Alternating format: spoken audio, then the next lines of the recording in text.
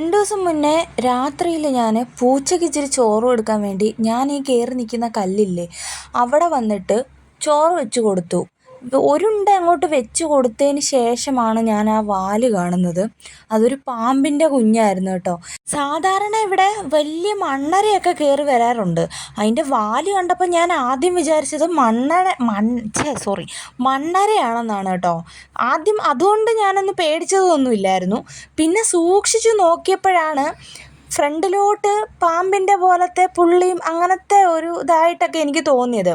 ഞാൻ പെട്ടെന്ന് പോയിട്ട് ചേട്ടായിയെ വിളിച്ചുകൊണ്ട് വന്നിട്ട്, അന്ന് അമ്മ ഇവിടെ ഉണ്ടായിരുന്നു, അങ്ങനെ അമ്മയും വിളിച്ചുകൊണ്ട് വന്ന് ലൈറ്റ് അടിച്ച് മൊബൈലിൻ്റെ ടോർച്ച് അടിച്ച് നോക്കിയപ്പോഴാണ് പാമ്പിൻ്റെ കുഞ്ഞാണെന്ന് മനസ്സിലായത് കേട്ടോ. അപ്പോഴത്തന്നെ ഞാൻ കയറി. പിന്നെ ബാക്കി ചോറും കൂടെ പൂച്ചയ്ക്ക് അവിടെ വെച്ച് കൊടുത്തിട്ട് ഞാൻ പോരുന്നു കേട്ടോ. പക്ഷേ ഇതിലൊക്കെ കോമഡി എന്ന് പറയുന്നത് ആ പൂച്ചയാണെങ്കിൽ ഒരു കിഴങ്ങ് പൂച്ച എന്ന് വേണമെങ്കിൽ പറയണം. കാരണം വേറൊന്നുമല്ല കേട്ടോ, ഈ പൂച്ച കഴിച്ചുകൊണ്ടിരിക്കുന്നതിൻ്റെ ഫ്രണ്ടിൽ കൂടാണ് ഈ പാമ്പ് ഇങ്ങനെ ഇഴഞ്ഞ് താഴോട്ട് ഇറങ്ങിപ്പോയത്. എന്നിട്ടും ആ പൂച്ച കണ്ടില്ല എന്നുള്ളതാണ് സത്യം.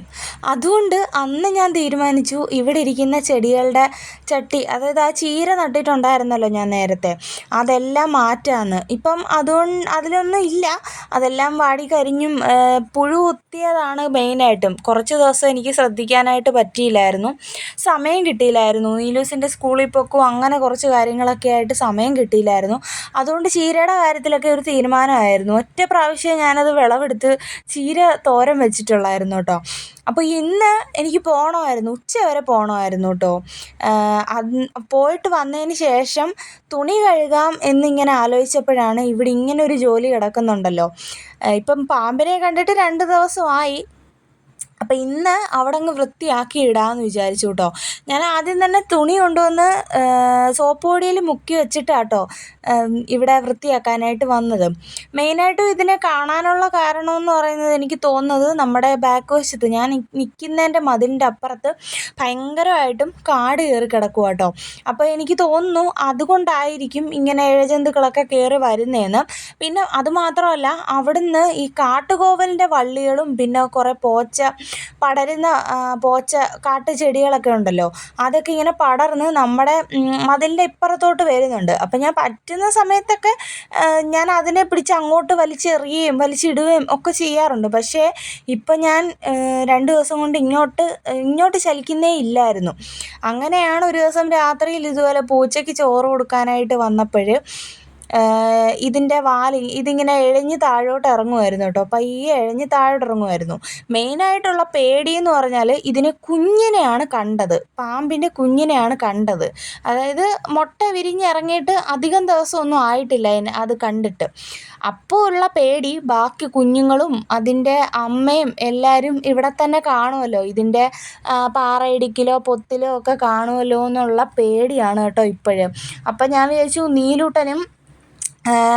നീലൂട്ടൻ്റെ കൂട്ടുകാരും ഒക്കെ ഇടയ്ക്ക് ഇങ്ങോട്ടൊക്കെ വന്ന് നിന്ന് കളിക്കാറുണ്ട് കേട്ടോ ഞാൻ അടുക്കള വാതിൽ തുറക്കുന്ന സമയത്ത്.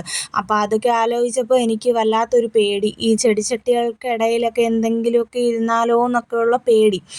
ആകെയുള്ളൊരാശ്വാസം ആ പൂച്ച ഉണ്ടല്ലോ, ഇതിനെയൊക്കെ കണ്ടു കഴിഞ്ഞാൽ നമ്മളപ്പോഴേ അറിയും എന്നുള്ളൊരിതായിരുന്നു. പക്ഷെ പൂച്ച പോലും അറിഞ്ഞില്ല. അതാണ് എൻ്റെ ഇപ്പോഴത്തെ പേടി. അതുകൊണ്ട് ഇവിടെ എല്ലാം അങ്ങ് വൃത്തിയാക്കാമെന്ന് വിചാരിച്ചു കേട്ടോ. ആകെ ഇനി ആ കറിവേപ്പ് മാത്രമേ ഞാനവിടെ നിർത്തിയിട്ടുള്ളേ. ബാക്കി ചീരയുടെ എല്ലാം അതൊന്നും കൊള്ളത്തില്ല, എല്ലാം പോയിരിക്കുക. അപ്പം ഞാൻ ആ കുഞ്ഞു ചെടിച്ചട്ടികൾക്ക് അതിനകത്തിരിക്കുന്ന വാടിയതും ഉണങ്ങിയതും ഒക്കെ ആയിട്ടുള്ള ചീരത്തൈകൾ എല്ലാം പിഴുതെടുത്ത് മാറ്റി വെച്ചിട്ട് അതിലുള്ള മണ്ണ്, ഇതൊരു വേസ്റ്റ് ബാസ്ക്കറ്റാണ് കേട്ടോ, ഇതിൽ നമ്മളങ്ങനെ വേസ്റ്റ് ഒന്നും ഇടാറില്ല. അപ്പം പ്ലാസ്റ്റിക്കും പേപ്പറും ഒക്കെ ഈ ഹരിതകർമ്മ സേനയ്ക്ക് കൊടുക്കുന്നത് കൊണ്ട് അങ്ങനെ വേസ്റ്റ് ഒന്നും ഇല്ല. അപ്പം അതുകൊണ്ട് അത് വെറുതെ അവിടെ ഇരിക്കുവാണല്ലോ. അപ്പോൾ ഇതിനകത്തെ മണ്ണെല്ലാം കൂടി ഞാൻ ആ ഒരു വേസ്റ്റ് ബാസ്ക്കറ്റിനകത്തോട് തട്ടി വെച്ചു. പിന്നെ എനിക്ക് എന്തിൻ്റെ കേടായിരുന്നോ എന്തോ, ആ ചെറിയ കുപ്പിയൊക്കെ കട്ട് ചെയ്തിട്ടായിരുന്നു ഞാൻ അതിനകത്ത് ചീര നട്ടിട്ടുള്ളത്. അപ്പോൾ അതിലെ മണ്ണൊക്കെ ഞാൻ കറിവേപ്പിൻ്റെ ചുവട്ടിലോട്ട് തന്നെ ഇട്ട് കൊടുത്തു കേട്ടോ. ബാലൻസ് വന്ന മണ്ണും കറിവേപ്പിൻ്റെ ചുവട്ടിലോട്ട് അങ്ങ് ഇട്ട് കൊടുത്തു. എന്നിട്ട് അവിടെ എല്ലാം അങ്ങ് തൂക്കാമെന്ന് വിചാരിച്ചു കേട്ടോ. തൂത്തിട്ട് അതെല്ലാം മാറ്റി അവിടെ അതിൻ്റെ അടിഭാഗം ഫുള്ള് ഇടയ്ക്ക് വെച്ചിട്ട് നല്ല മഴയായിരുന്നല്ലോ. അപ്പോൾ അതിൻ്റെ അടിഭാഗത്തും എല്ലാം ഇതിൽ നിന്ന് മണ്ണ് തെറിച്ച് അവിടെ എല്ലാം വീണിട്ടുണ്ടായിരുന്നു. അപ്പോൾ അതെല്ലാം തൂത്ത് വാരി കളയാമെന്ന് വിചാരിച്ചു കേട്ടോ. അപ്പോൾ അവിടെ ക്ലീനായിട്ട് കിടക്കും. ഇനി ആകെ കറിവേപ്പിരിക്കുന്ന ആ ഒരു ബക്കറ്റും ഈ ഒരു മണ്ണിരിക്കുന്ന ആ ഒരു ബാസ്ക്കറ്റും മാത്രമേ ഉള്ളേ. ചെടിച്ചട്ടികളെല്ലാം ഞാൻ നമ്മുടെ ഇപ്പുറത്തെ സൈഡിൽ 2 ഡ്രം ഇരിപ്പുണ്ട്. അപ്പം അതിനകത്തോട്ട് മാറ്റി വെച്ചിട്ടുണ്ട് കേട്ടോ. ഇനി ചെടിച്ചട്ടികളൊക്കെ അവിടെ ഇങ്ങനെ വെച്ച് കഴിഞ്ഞാൽ എനിക്കൊരു പേടിയാട്ടോ. അതുകൊണ്ട് ഞാൻ അതെല്ലാം അങ്ങ് മാറ്റി അവിടുന്ന്.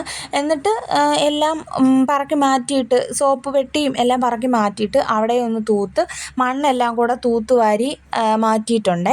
ഇനി തുണി നനയ്ക്കാനായിട്ട് പോകണം കേട്ടോ. അപ്പം ഞാൻ ഉദ്ദേശിച്ച കാര്യങ്ങളെല്ലാം നടന്നു. അവിടെ എല്ലാം എനിക്ക് ഒതുക്കി ക്ലീൻ ആക്കാനായിട്ട് പറ്റി കേട്ടോ. കാരണം അത്രയ്ക്ക് പേടിയായിപ്പോയി. വേറെ ഒന്നും കൊണ്ടല്ല, ഈ സാധനത്തിൻ്റെ തല ഇങ്ങോട്ടേക്കായിരുന്നെങ്കിൽ എനിക്ക് എന്തായാലും കടി കിട്ടിയേനെ. കാരണം ഞാൻ കാണുന്നില്ല ഈ സാധനത്തിനെ. കറുത്തതും കൂടി ആയതുകൊണ്ട് പിന്നെ അതിൻ്റെ കൂടെ വെട്ടം നമ്മുടെ ഇവിടെ ബൾബ് ലൈറ്റ് ഇട്ടാലും അങ്ങോട്ട് ആ തുണി നനയ്ക്കുന്ന കല്ലിൻ്റെ ആ ഭാഗത്തോട്ട് വെട്ടം കിട്ടത്തില്ല. അപ്പോൾ അതുകൊണ്ടാണ് ഞാൻ കാണാഞ്ഞത്. അപ്പോൾ സാധനത്തിൻ്റെ തല ഇപ്പുറത്തോട്ട് ഇരുന്നതായിരുന്നെങ്കിൽ എന്തായാലും എനിക്ക് കടി കിട്ടിയേനെ, ഒരു തീരുമാനമായേനെ. അപ്പോൾ അതുകൊണ്ട് അതിന് ശേഷം നല്ല പേടിയായി കേട്ടോ.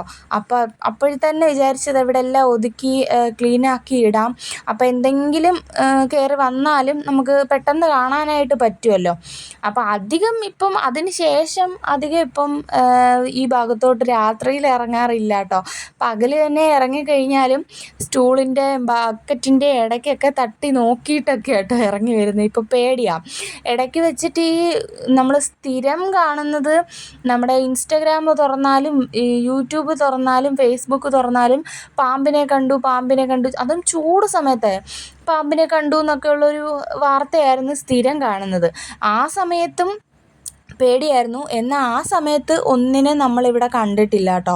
ഒന്നിനെയും കണ്ടിട്ടില്ല. പക്ഷേ ഈ മഴ സമയം കഴിഞ്ഞപ്പോഴാണ് ഇങ്ങനെ ഈ സാധനത്തിനെയൊക്കെ കാണാനായിട്ട് തുടങ്ങിയത്.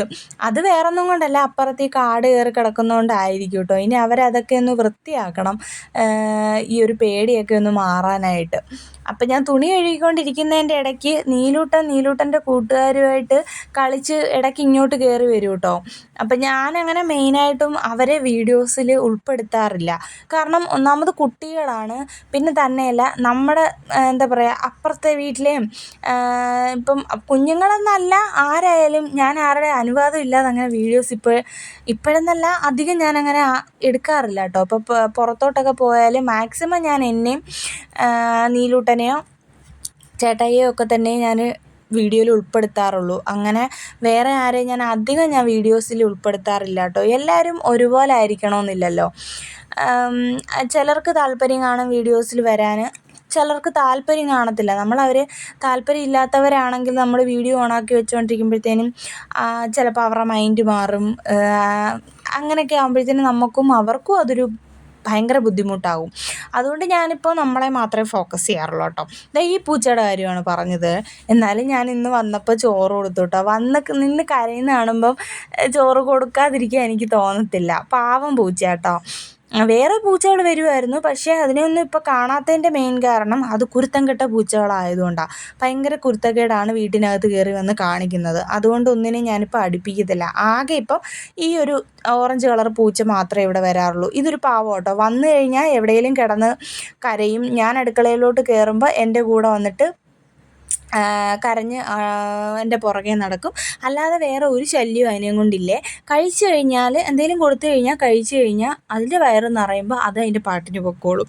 അങ്ങനെയാണ് പുള്ളിക്കാരൻ്റെ സ്വഭാവം. അങ്ങനെ ഞാൻ ഓൾമോസ്റ്റ് എൻ്റെ തുണികളൊക്കെ കഴുകി കഴിഞ്ഞു കേട്ടോ. ഇനി വിരിക്കൽ മാത്രമേ ഉള്ളൂ. അപ്പോൾ ഇത്രയൊക്കെയാണ് നമ്മുടെ ഇന്നത്തെ വിശേഷങ്ങളൊക്കെ. മെയിനായിട്ടും ഈ ഒരു പാമ്പിൻ്റെ വിശേഷം പറയാനായിട്ടാണ് ഞാൻ വന്നത്. എല്ലാവരും കാട് കയറിയൊക്കെ കിടക്കുന്ന സ്ഥലങ്ങളൊക്കെ ഉണ്ടെങ്കിൽ വൃത്തിയാക്കുക കേട്ടോ. പിന്നെ ഇതുപോലെ എന്തെങ്കിലുമൊക്കെ സാധനങ്ങൾ വീടിൻ്റെ പരിസരത്തൊക്കെ ഉണ്ടെങ്കിൽ മാറ്റി എപ്പോഴും ക്ലീനാക്കി വയ്ക്കുക കേട്ടോ. അപ്പോൾ ഇത്രയേ ഉള്ളൂ. ബൈ.